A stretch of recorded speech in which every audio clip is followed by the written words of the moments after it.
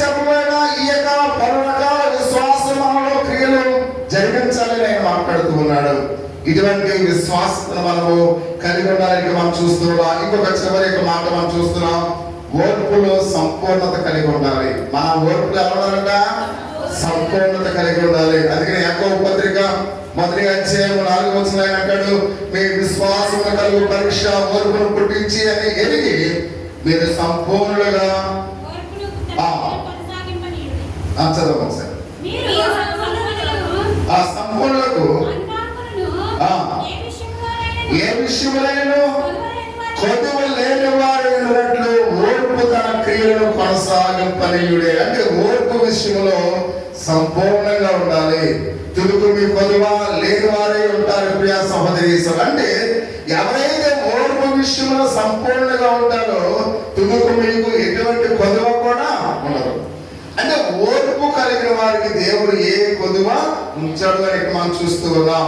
అంటే ఒకరు మనం గమనించినైతే మనం చూడండి, ఆ చిలుక బయటికి వచ్చడానికి ఎంతో ప్రయాసపడుతూ ఉంటది. చూడండి, ఇక్కడ మనం చూస్తున్న చిన్న పురుగుగా గొంగల పురుగుగా తిరిగి అది చీతాకొక చిలుకగా మారాలంటే అది ఎంత ప్రయాసపడుతుంది మనందరికి కూడా తెలుసు కదా. ఎక్కడో గూడు కట్టుకుని ఆ గూడులో నివసిస్తుంది. చాలా మంది చూడండి, ఆ మాలగా చిన్న పిల్లలు ఏం చేస్తారంటే అది ఎగరాలని ఆ గూడిని పొడిచేసారనుకోండి, అది ఎగరడానికి ఉండదా? ఉండదు.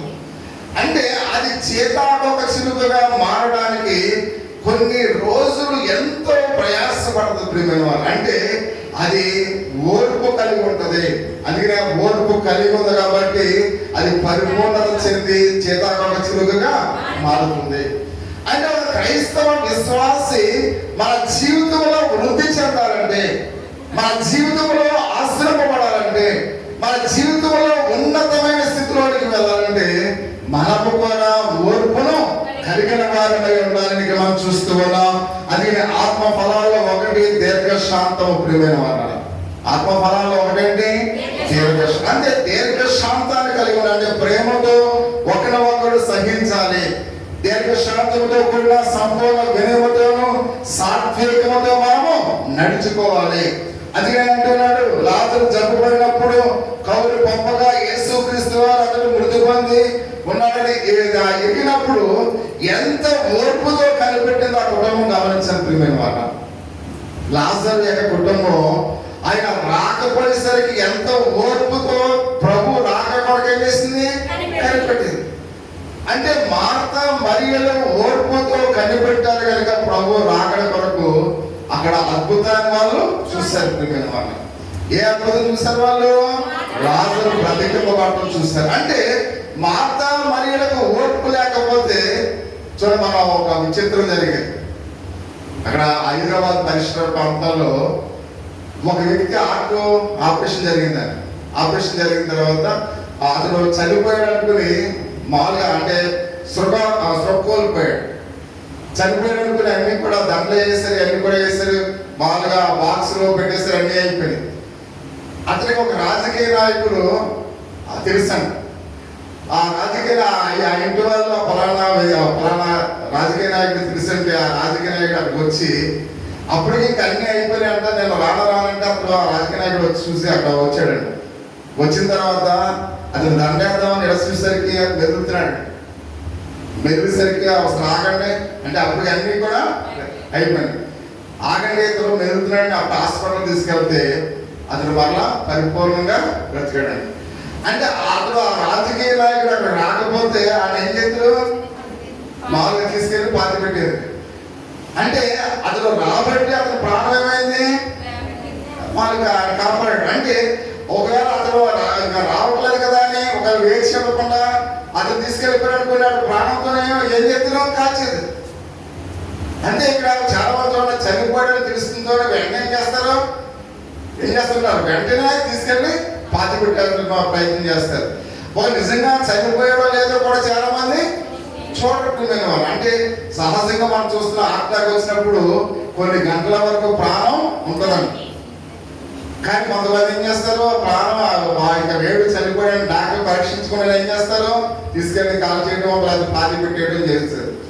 అంటే ఒక వ్యక్తి చనిపోయిన తర్వాత డాక్టర్ ఏం చేయాలి? కన్ఫర్మ్ చేయాలి. డాక్టర్ కన్ఫర్మ్ చేయకుండా మనం తీసుకెళ్లి పాత పెట్టేసాం అనుకోండి, అలాగే బ్రతికున్న వాళ్ళు కూడా చాలా మంది పాత పెట్టి వాళ్ళు ఉన్నారు సహోదరి సోదరుడు. అందుకనే ఇక్కడ వాళ్ళు సహనంతో ఉన్నారు కాబట్టి, ఓర్పుతో మార్తా మరియ ఉన్నారు కాబట్టి, యేసుక్రీస్తు వారు అక్కడికి వచ్చి ఏం చేశారు? అక్కడ లాజరును పేద వస్త్రాలతో అతను బయటకు వచ్చినప్పుడు సజీవంగా తన సహోదరుని వారు పొందుకున్నారు. అంటే మనకు ఓర్పు ఉంటే దేవుడు ఏం చేస్తాడు? కార్యాలు చేస్తాడు. అందుకనే మనం ఓర్పు విశ్వాసతను మనం కలిగి ఉండాలని మనం చూస్తూ ఉన్నాం. అంటే ప్రతి విషయంలో కూడా ఓర్పు అంటే ఇక్కడ దేవుని యొక్క వాక్య భాగంలో యేసు కొరకు నేను సహనముతో కనిపెట్టుకుంటుని ఆయన సేవలకు నా మొర ఆలకించిన కీర్తనకారుడు 40వ కీర్తన 1వ వచనం అన్నాడు. కాబట్టి సహనముతో మనం ఏం చేయాలంట? కనిపెట్టుకోవాలి, ఓర్పుతో కలిగి ఉండాలి. ఓర్పుకు బైబిల్ మంచి ఉదాహరణ ఉంది. భక్తుడైన యోబు విషయంలో మనం చూస్తున్నాం. యాకోబు పత్రిక 5వ అధ్యాయం 11వ వచనంలో అతడు తన ఆస్తిని కోల్పోయాడు, బిడ్డలను పోగొట్టుకున్నాడు, శరీరం ఆరోగ్యం లేని వాడు అయిపోయాడు, భార్య ప్రేమ అతనికి మాత్రం కూడా లభించలేదు. ఆయన ఎంతో సహనంతో ప్రభు మీద ఆనుకుని ఉన్నాడు. ప్రియమైన వాళ్ళు ఎవరో? యోబు. ఆస్తి పోయింది, భార్య ప్రేమ పోగొట్టుకున్నాడు, తన యొక్క ఆస్తులు తన యొక్క పిల్లలు అందరూ కూడా పోయారు. కానీ దేవుని మీద అతనికి ఏం పోలేదు? ఓర్పు కలిగి ఉన్నాడు, సహనాన్ని కలిగి ఉన్నాడు. కాబట్టి అందుకనే రెండింతలుగా ఏమాడు దీవించబడ్డాడు. ప్రియమైన వాళ్ళు అంటే ఎవరైతే ఓర్పు కలిగి ఉంటారో, సహనాన్ని కలిగి ఉంటారో వారు దీవించబడతారు. అంటే ఒక క్రైస్తవ విశ్వాసాలకు, క్రైస్తవ విశ్వాసం ఏం కలిగి ఉండాలంట? ఓర్పు కలిగిన వారిపై ఉండాలి. అందుకనే వాగ్దానం పొందిన నిమిత్తము మీకు వరిమి అవసరమై ఉన్నదని ఎప్పుడు రాసిన పత్రిక 10వ అధ్యాయము 36వ వచనం మనం చూసినట్టు వాగ్దానం పొందే నిమిత్తం మనం ఏం చేయాలి? వరిమి అంటే సహనాన్ని కలిగి ఉండాలి. దేవుడు తప్పగా నా జీవితంలో అద్భుతం చేస్తాడు, దేవుడు నా జీవితంలో ఆయన అనేకమైన ఆశ్చర్య కార్యం చేస్తాడని సహనంతో నువ్వు దేవుని కొరకు నువ్వు కనిపెట్టుకుంటే దేవుడు తప్పకుండా నీ యొక్క కుటుంబంలో ఏం చేస్తాడు? కార్యాన్ని చేస్తాడు. కాబట్టి అందుకే ప్రియ సహోదరి సహోదరులారా, శ్రమల్లో కూడా మనం సంపూర్ణత కలిగి ఉండాలి. శ్రమలు కూడా మనకు సంపూర్ణత ఇవ్వాలని ఇక్కడ మనం చూస్తుంది. ఎందుకంటే రక్షణకర్త అయిన శ్రమల ద్వారా సంపూర్ణంగా చేయడానికి ఆయన తగులని ఇక్కడ మనం చూస్తుంది. ఎందుకంటే అనేకమైన శ్రమలు హింసల ద్వారా సంపూర్ణంగా చేయబడిన దేవుని రాజ్యంలో మనం చేరగలం. ప్రియమైన వారు కాబట్టి సహించాలి. ఎన్ని శ్రమలు వచ్చినా, ఎన్ని ఇబ్బందులు వచ్చినా ఆయన రాజ్య నివాసులుగా ఉండడానికి కొన్ని సార్లు మనం అనేకమైన కష్టాలు వస్తుంటాయి, ఇబ్బందులు వస్తూ ఉంటాయి. ఇవన్నీ కూడా మనం ఏం చేయాలి? సహించాలి ప్రియ సహోదరి సోదరుడా.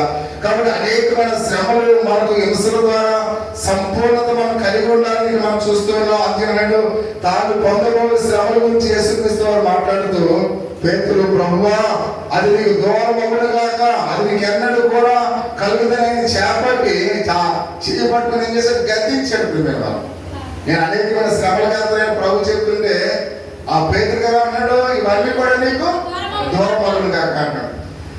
అంటే ఇక్కడ మనం చూస్తూ ఉన్నాం, శ్రమల్లో కూడా పరిపూర్ణత కలిగి ఉన్నాడు. ఎవరో? ప్రభు యేసుక్రీస్తు వారు.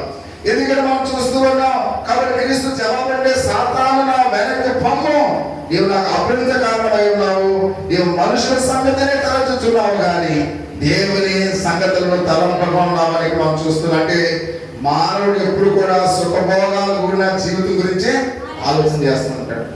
మన ప్రార్థనకు వచ్చిన ఈ రోజు దేనికోసం ఆలోచిస్తాం? సుఖభోగాల గురించి. అందు మాత్రమే కాకుండా ప్రియమైన వాళ్ళ ప్రభు శ్రమల గురించి, సంపూర్ణమైన జీవితం గురించి మనం ఏమైనా ఆలోచన చేస్తామా? ఆలోచించాం. కొంతమందికి అసలు కష్టాల గురించి చెబితేనే ఇష్టం ఉండదు, బాధల గురించి చెబితేనే ఇష్టం ఉండదు. అంటే వాళ్ళు ఏమి వినాలనుకుంటారు? ఎంజాయ్మెంట్. ఎప్పుడు కూడా ఈ లోకంలో జరిగే సంతోషాలు మాకు చెప్పు, ఈ లోకంలో ఉన్న ఆనందాలే మాకు చెప్పు, ఈ లోకంలో ఉన్న ఈ సుఖభోగాల గురించి మాకు చెప్పు, కష్టాల గురించి, బాధల గురించి ఇవేమి మాకు చెప్పకు అని చాలా మంది వాటికి దూరంగా ఉంటారు. ప్రియమైన వారు కానీ యేసుక్రీస్తు వారిని కూడా సాతాను అలాగే పేతురు ద్వారా ఏం చేస్తుంది? నీ కష్టాలు వద్దు, నీ బాధలు వద్దు అంటుంది. కానీ అది సాతాను వెనక్కి పంపమంటాడు. ప్రియమైన అంటే శ్రమలతో కూడిన జీవితం ఈ లోకంలో అది శ్రేష్టమైనది. ఎందుకంటే మన శ్రమలు విశ్వాసంలోనికి నడిపిస్తాయి. బాధలు దేవుడి దగ్గరికి మనం నడిపిస్తాయి. ఈ లోకంలో సుఖ సంతోషాలు మనం ఉన్నామంటే ఆయనతో మనకి లేదు, ఎవరో మాకు తెలియదు అంటే. ఎందుకంటే ఆయన మనకి అవసరం ఏంటి, మనకి అన్ని కూడా మనకు లభించినప్పుడు ఆయనతో పని ఉండదు. ఆయన ఎప్పుడు మనకు అవసరం అవుతుంది? మనకి శ్రమలు వచ్చినప్పుడు, మనకు బాధలు వచ్చినప్పుడు, మన కష్టాలు వచ్చినప్పుడు మనం ఆయన దగ్గరికి వెళ్ళడానికి ఇష్టం. అంటే శ్రమలే ఆయన దగ్గరికి మనం నడిపిస్తారు ప్రియమైన వాళ్ళు. అందుకనే వాటిని సహించాలి, వాటిని ఎదుర్కొనే విశ్వాసం మాకు దయచే ప్రభు అని మనం ప్రార్థన చేయవలసిన వారుగా ఉన్నాం. అందుకంటాడు, నా నిమిత్తము జనులు మిమ్మల్ని నిందించి హింసించి మీ మీద అబద్ధములుగా చెడ్డ మాటలు పలుకునప్పుడల్లా మీరు ధన్యులని మనం చూస్తూ ఉన్నాం. దేవుడి కొరకు ఒకవేళ ఎవరైనా నిందిస్తూ ఉన్నారా? దేవుడి కొరకు నేను ఎవరైనా అవమానిస్తూ ఉన్నారా?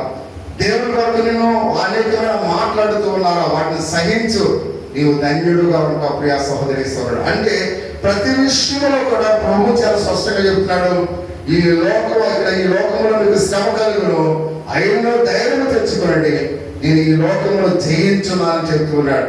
ఈ లోకంలో క్రైస్తవ విశ్వాసులకు ఎన్ని శ్రమలు వచ్చినా, ఎన్ని ఇబ్బందులు వచ్చినా సహించండి, ఓర్చుకోండి.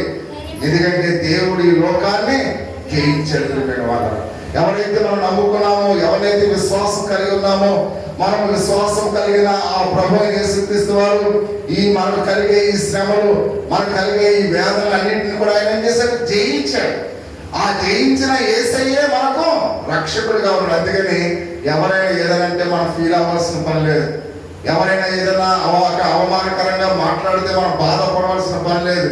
అవన్నీ కూడా ప్రభు మనకి ఏం చేశాడు? సహించాడు. మేము వాళ్ళగా ఆయన అన్నింటి మీద విజయాన్ని పొందినట్లుగా మనం చూస్తూ ఉన్నాం. అదే లోకము జయించిన యేసుక్రీస్తు నడిచే శ్రమల మార్గం కూడా ఆయన కూడా వస్తూ ఉన్నాడు. ఒకవేళ నువ్వు శ్రమలో వెళుతూ ఉన్నావా, నీ వెంట ఆయన వస్తూ ఉన్నాడు. నువ్వు బాధలో వెళ్తున్నావా, నీ వెంట ఆయన వస్తూ ఉన్నాడు. ఒకవేళ నువ్వు రోగం చేత అయితే బలహీనుడిగా వెళ్తున్నావా, నీ వెంట ఆయన వస్తూ ఉన్నాడు.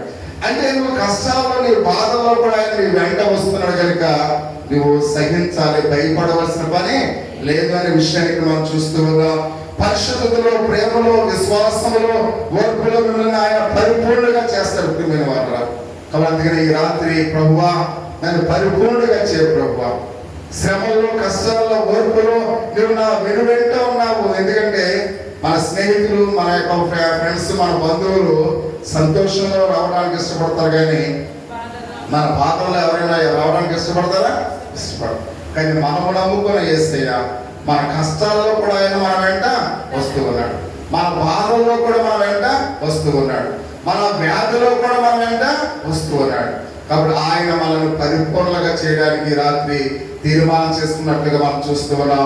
అందుకని ప్రతి ఒక్కరిని కూడా ఒకసారి మోకరించి కళ్ళు మూసుకుని, ప్రభువా నువ్వు ఈ లోకాన్ని జయించావయ్యా, మీరు నడిచే శ్రమల గుండా మీతో కూడా నేను వస్తానని చెప్తున్నావయ్యా, కనుక నన్ను పరిశుద్ధంలో ఉంచు ప్రభువా, ప్రేమలో ఉంచు ప్రభువా, విశ్వాసములో, ఓర్పులో మిమ్మల్ని సంపూర్ణంగా చేయవాడు శ్రమల ద్వారా సంపూర్ణంగా చేస్తాడని నువ్వు వాగ్దానం చేసావయ్యా.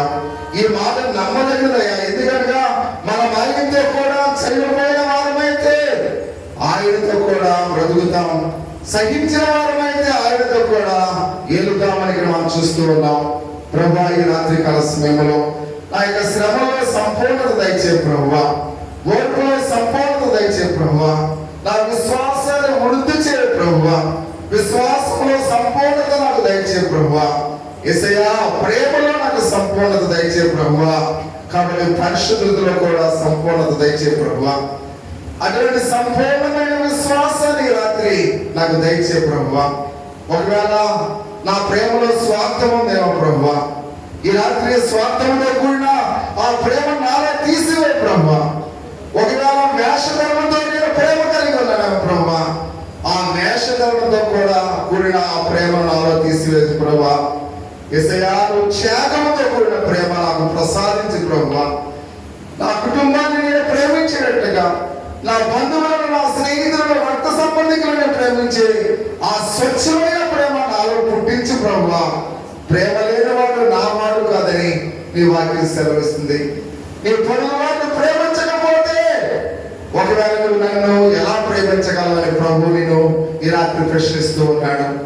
మన క్రీస్తునే ప్రేమిస్తే చాలదు, కానీ మన పొరుగు వారిని కూడా ప్రేమించాలి ప్రభా. అటువంటి ప్రేమ నాకు దయచే ప్రభా. ఓ మధ్యవా, ఈ లోకంలో నేను నమ్ముకున్నప్పుడు కేవలం సుఖభోగాల కోసం నేను నమ్ముకున్నానేమో ప్రభా. కానీ నేను నమ్ముకున్నప్పుడు శ్రమలు నాకు ఎదురవుతాయి ప్రభా. ఆ శ్రమల్లో ఓర్పు కలిగి ఉండాలి. అనేక మంది అనవాని మాట్లాడాలనే సహనంతో ఉండాలయ్యా. అటువంటి ఓర్పు సహనాన్ని నాకు పుట్టించు ప్రభా అని దేవుని సన్నిధానంలో కన్నీరు విడిచి ప్రార్థన చేద్దాం. యోబు గారు ఓర్పుతో సహించాడు, రెండింతలుగా దీవించబడ్డాడు. దానియేలు పాపానికి దూరంగా ఉన్నాడు కనుక అతడు మహాజ్ఞానిగా ఉన్నాడు. ఆయన శిరస్సు సింహాల గృహంలో వేసినప్పుడు కూడా ఆయన విశ్వాసమును బట్టి సింహము నోళ్ళు దేవుడు మోయించగలిగిన విశ్వాసాన్ని దానియేలు కలిగి ఉన్నాడు. ఇలాంటి అటువంటి విశ్వాసాన్ని నాకు దయచే ప్రభువా. విశ్వాసంలో స్థిరత్వాన్ని నాకు దయచే ప్రభువా అని దేవుని ఎదుట ప్రార్థన చేద్దాం. ప్రియా సహోదరి సహోదరుడా, మౌనంగా ఉన్నట్లయితే మనము దేవుని ఆశీర్వాదాలు పొందుకోలేం, పాప క్షమాపణ పొందుకోలేం, మన జీవితంలో విశ్వాసం వృద్ధి చెందదు. ప్రియా సహోదరి సహోదరుడా, యేసయ్యా అన్నాడు అబ్రహామును ఆశ్రయించిన దేవుడు ఏబేలు శ్రేష్టమైన అర్పణ నీకు ఇచ్చినప్పుడు ఏబేలు ఎంతగానో అతని యొక్క రక్తము ఈ లోకంలో ప్రభువా నేల మీద ఏ విధంగా మారుపెట్టిందో మేము విన్నామయ్యా. ఈ రాత్రి యేసయ్యా అటువంటి హానోకు విశ్వాసాన్ని మనం దయచే ప్రభువా. ఆ ఎత్తబడే వారిలో మేము కూడా ఉండేటట్లుగా ఆయన మాకు ముందుగా ఆయన పరలోక రాజ్యానికి ఆరోహణమైనట్లుగా మేము చూస్తామయ్యా. యేసయ్యా ఈ రాత్రి అటువంటి విశ్వాసాన్ని నాకు దయచేయని, ఎవరైతే కష్టాల్లో ఉన్నారో, ఎవరైతే ఇబ్బందుల్లో ఉన్నారో, ఎవరైతే సమస్యలతో ఉన్నారో యేసయ్యా ప్రతి భారాన్ని కూడా ఆయన భరించేవాడిగా ఉన్నాడు. ఆయన ఈ రాత్రి నీ కష్టాలు, నీ చింత యావత్తు కూడా నా మీద వేడి నేను భరిస్తానని చెప్తూ ఉన్నాడు. మీ గృహాల్లో ఎవరైతే అనారోగ్య సమస్యలతో ఉన్నారో, ఎవరైతే ఆర్థిక ఇబ్బందులతో ఉన్నారో, దేవుని ఆశీర్వాదాలు పొందుకోవడానికి ఎవరైతే ఇష్టపడుతూ ఉన్నారో, ఇంకెవరైతే రక్షణ పొందలేని వారుగా ఉన్నారో ఈ రాత్రి వారి గురించి ప్రార్థన చేద్దాం. హృదయ ప్రేరణ కలిగిన వారు ఎవరో చిన్న ప్రార్థన చేయవలసిందిగా తెలియపరుస్తూ ఉన్నాం.